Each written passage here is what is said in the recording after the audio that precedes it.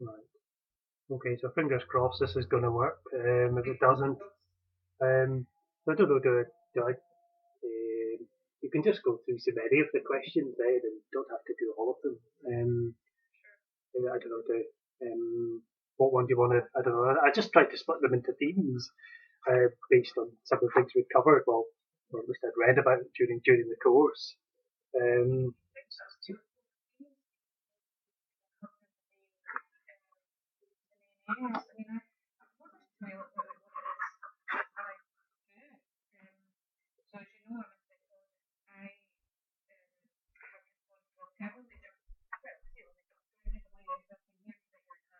all right, okay,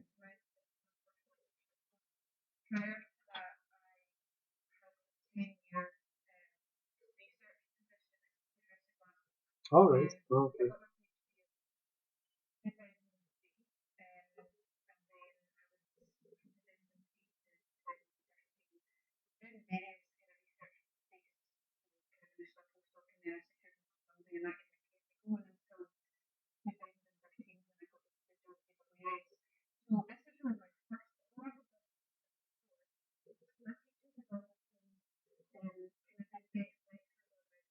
all right, okay, yes, mm-hmm.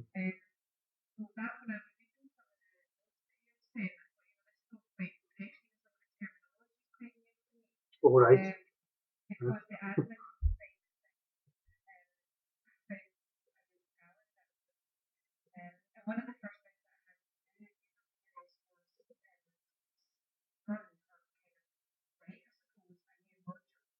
mm,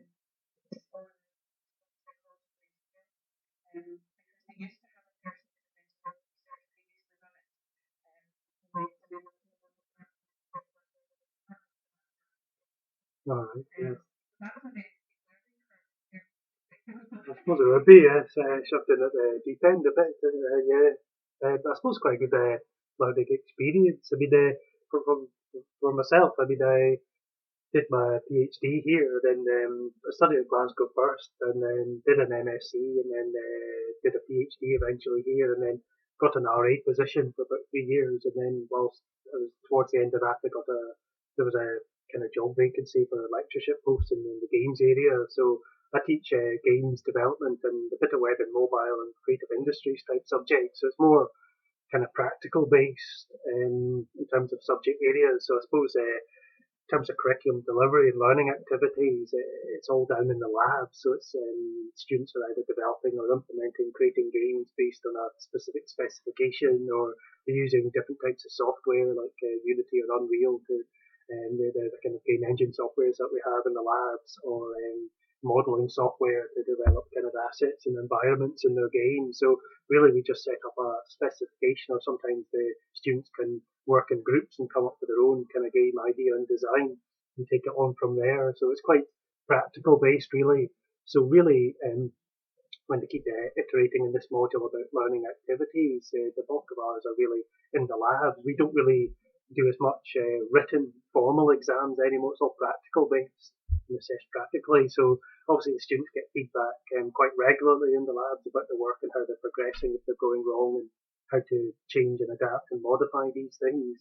And they give presentations as well, so they're given formative feedback based on that. But the summative is just really in the continuous assessment and the final grade. So that's pretty much how we do things mostly in our school. It might be different for you.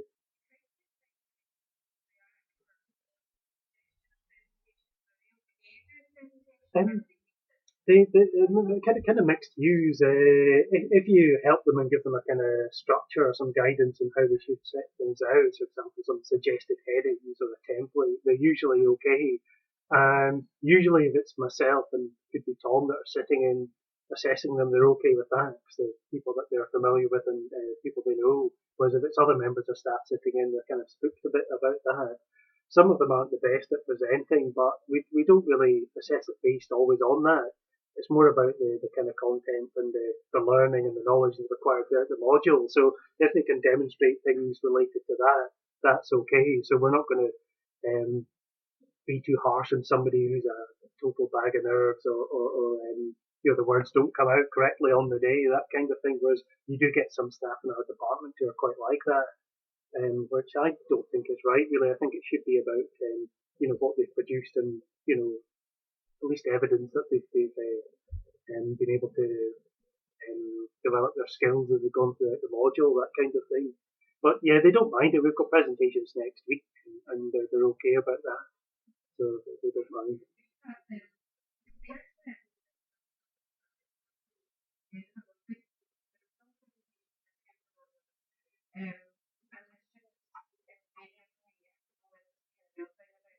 All right.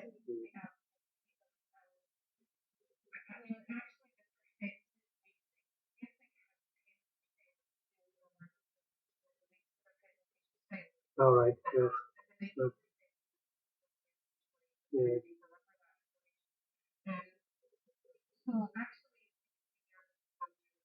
Mm, yeah.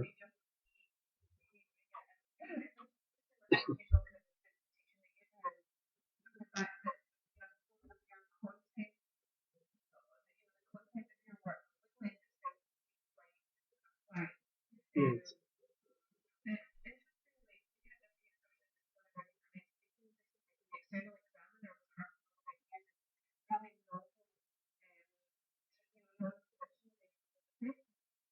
Yes.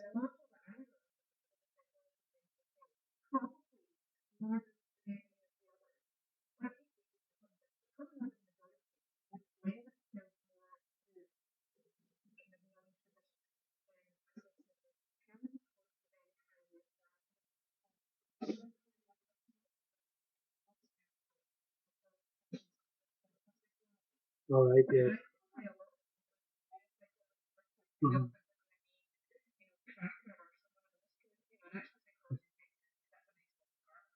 Yeah. It's quite robust.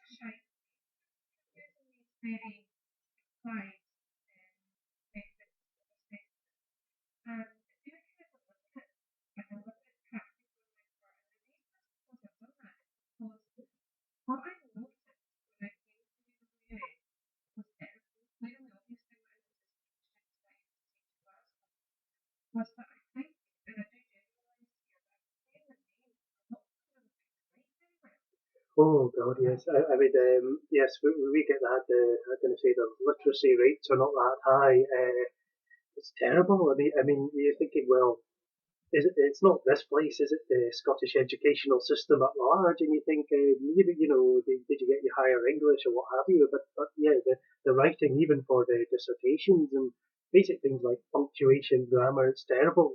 So yeah, full stops. Yes, I mean a lot of the students they hate written work, so that's why they just thrive on kind of practical work because it's just using the software and things like that. But we still have written assessments as well, so maybe they have to write a report or a paper about something, but mostly that would just be one section of it, and it feeds into their kind of practical work. So basically there's a blend of things really, and we try and use aspects of social media sometimes as well to try and whether it's they're using kind of blogs or kind of wikis or I mean, they all use Facebook. Sometimes we'll get them to create a project Facebook page or a website and things like that. So, but yes, the written work is not at the highest standard, and we do run modules to try and aid with that. And kind of the honours project module or research methods modules and things like that. But it's quite. I mean, some of them don't even know how to do things like basic questionnaires or how to write a kind of profile about themselves and things like that, and it's quite alarming.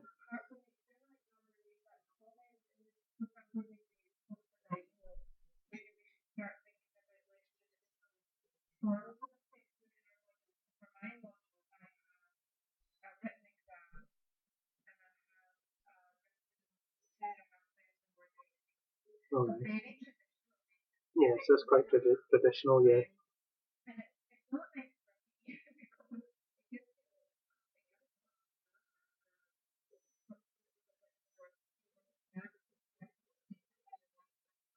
Mm.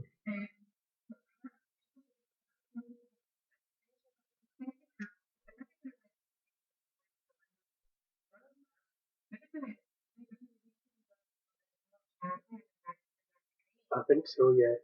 I mean, we're trying to reflect on that and introduce these things from first year, even things about students how to showcase their work and present themselves online in their portfolios and show reels and things like that, because a lot of them leave it to the last minute, quite literally. I mean, it's like 2 months away from graduation or a few weeks, and they haven't even thought about any of these things. But things they just don't seem to like, as you say, the more traditional assessments, assignments. Um, but we don't have as many of these in our courses. It's all pretty much practical, which I probably prefer, as do the students. But I suppose in your case with psychology, I remember when I was at Glasgow, there were lots of it. It was quite a popular course. It probably still is. I remember they had to run it twice during the day. I think once in the morning and the evening. So like 800.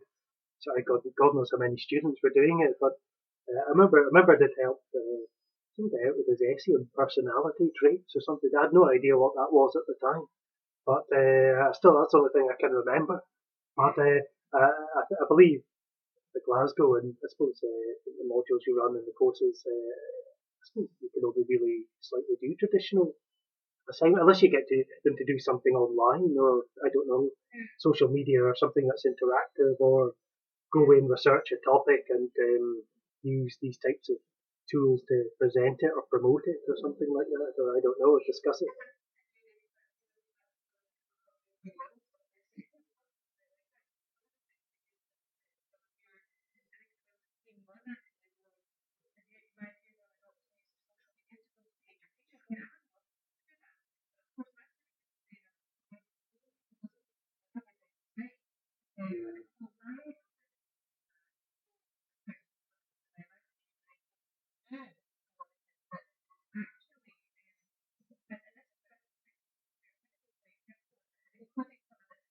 Yes.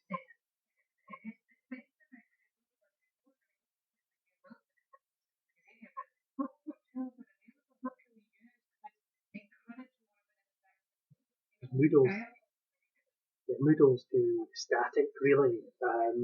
So I don't know. I mean, and it's also the risk if they start using external tools out with the university. You've got to watch for who can regulate or you control that. Not really control, but regulate them to see what they're putting and what content's going up there.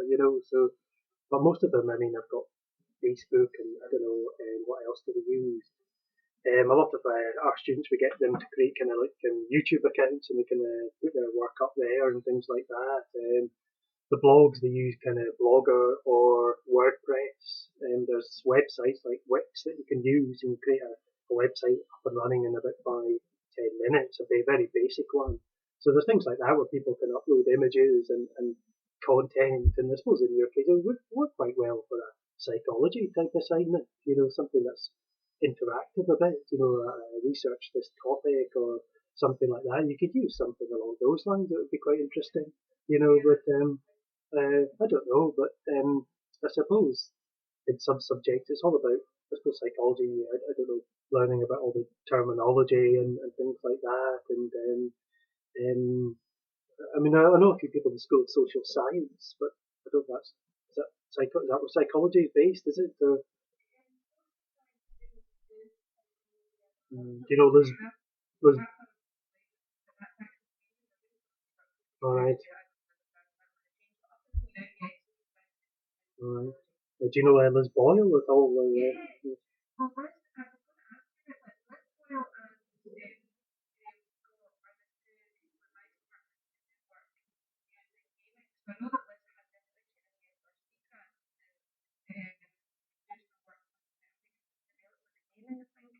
Yeah, yeah, she publishes quite a bit. I think we've got the Horizon 2020 bid just recently submitted, so see how that goes. But yes, I mean, we've got the ECGPL conference that's going to be on this campus in October.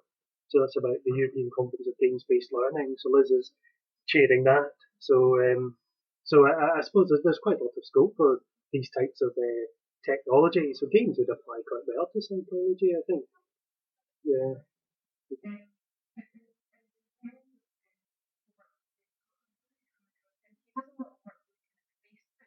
All right.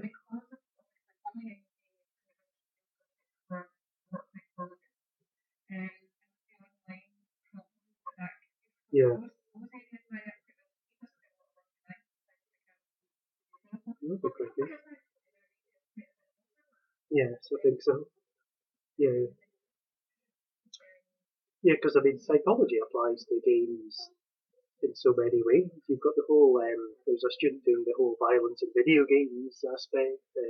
You've got gaming addiction, and you've got all these kind of things that there's all the psychological aspects that tie into that. So, but no, I mean, I suppose we try and be as broad as we can. I mean, we're trying to even get into the whole kind of virtual reality kind of things where students are kind of using the Oculus Rift headset and developing VR games and things, which is will be quite interesting. But in terms of, I mean, I suppose the way the modules are we structure it's just a combination of we also we do lectures as well, and we don't always have tutorials as much. It depends on the subject, but mostly it's just lectures and labs, and that's it. So tutorials from our point of view, if you're not in a lab room, it's quite difficult to have a kind of paper-based tutorial or something because the students just won't do it because they're not in a lab room. That's their mentality. That's the way they think. You know, why are we not in front of a computer? You know, what's this piece of paper about? Oh, you mean I've got to write something. There was a student that had to invigilate an exam yesterday. He didn't even have a pen. You know, and you think they don't even bring pens or a thing of the past these days. It's all USB drives and external drives and all that kind of stuff. So, but it just depends on the subject area, really. That's it. What your teachers.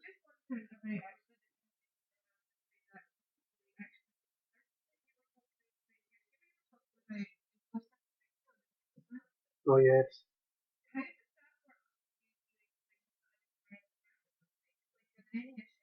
Oh yes. Yeah, yeah, plenty. I mean, I suppose the whole inclusive thing is what we try and do in terms of because obviously in some of the groups, so when students say they're just direct entry or they don't know one another, etc., it's trying to formulate people into groups where there's I don't know a broad skill set for people with maybe different abilities, but everyone can kind of chip in and work on the particular project.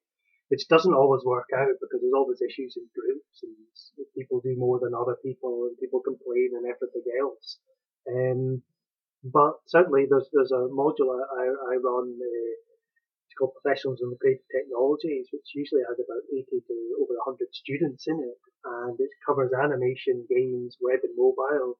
Um, and you get people with different, I suppose, learning abilities. I suppose people that got more needs than others in terms of class delivery and how things are delivered, and it's quite challenging in a way to keep everyone at the kind of same pace because and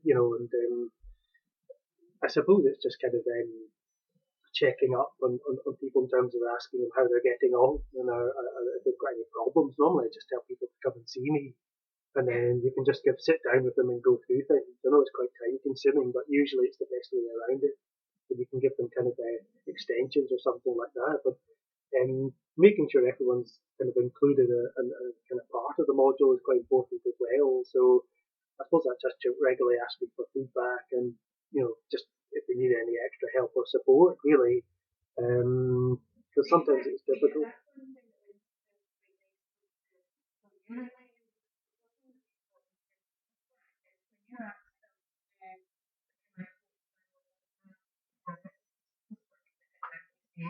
Yeah. All right. Yeah.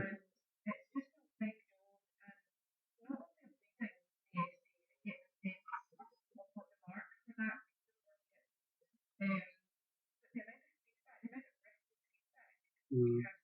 Yeah.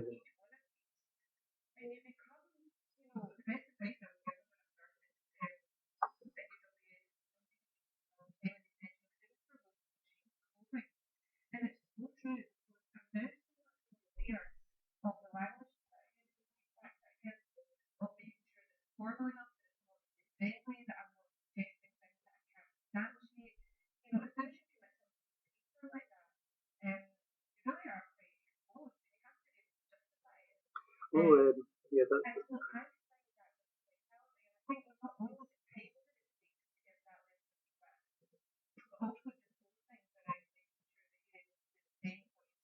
mhm.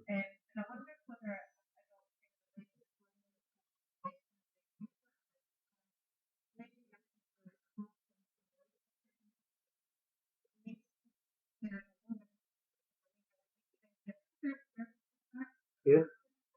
No, we give them verbal and written feedback, but you're right in what you say. I always say that these grades are provisional, so they could change post the subject panels. Um, I never email out a grade, or I never give feedback via an email. I always tell the students to come to my office, and I've got it all in a big spreadsheet. But you're right about the language you should use in terms of the feedback. So you use kind of language that's formal, but it doesn't give any indication that if you have to say something like this was completely brilliant, then you only give a certain grade just to keep them happy because you don't want to upset them by using language to say this is absolutely awful. So it's kind of tentative language that you use to say, well, this was quite a steady effort that you did. That can mean anything. So you don't say it was brilliant or it was bad or something like that. So, but usually you'll find most students are just bothered, certainly some of the ones in our class about the mark, about the grade. That's it, really. Did I pass? Good. What was the level of the pass? Fine. And that's it. But usually it's the ones that want to improve themselves, the more keen to get feedback. But the surprising thing is that a lot of people in our school would be surprised that people who don't give feedback at all. Yeah, so they don't give any formative, let alone well, they have to give summative, but formative feedback. A lot of people just don't do it. Don't reply to emails. They don't meet up with the students or anything like that, and they seem to get away with it as well. So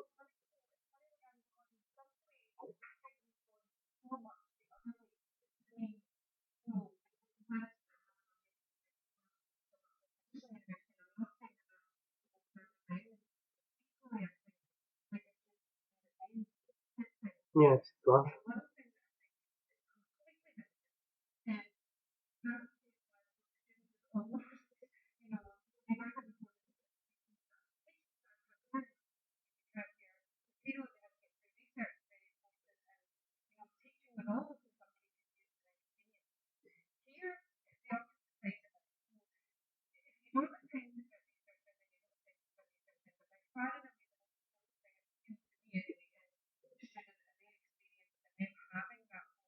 yes.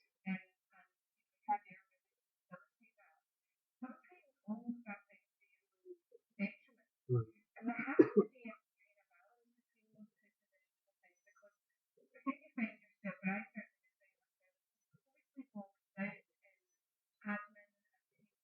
Oh God, yes, yeah, yeah. Oh yes, that's right. Yes, it is a bit. We've tried to fit in research as well, and the big drive in our school is all about income generation at the moment. And the thing is, you end up doing a lot of things that there's other people that just aren't doing these things at all. But you're right. I mean, you have to reply within is it 48 hours or something like that to student emails, and you get that many. Sometimes you might overlook a few in error or something like that. But normally, if I do that, it's clarified. Just clarify it verbally in the lab or something like that. You just sit down and you go over it with that student, and they're normally okay about that. But you're right. If things aren't as they should be, I mean, you kind of get it in the neck of it in your module evaluation questionnaire and things like that. So it's important to maybe take these things on in terms of what students are saying within reason, that kind of thing. So I don't know, but sometimes it does happen, not all the time. I've not had it yet, thankfully. So I reckon so. I'm just more worried when I stop this if this thing's actually worked or not. But I'll see you anyway.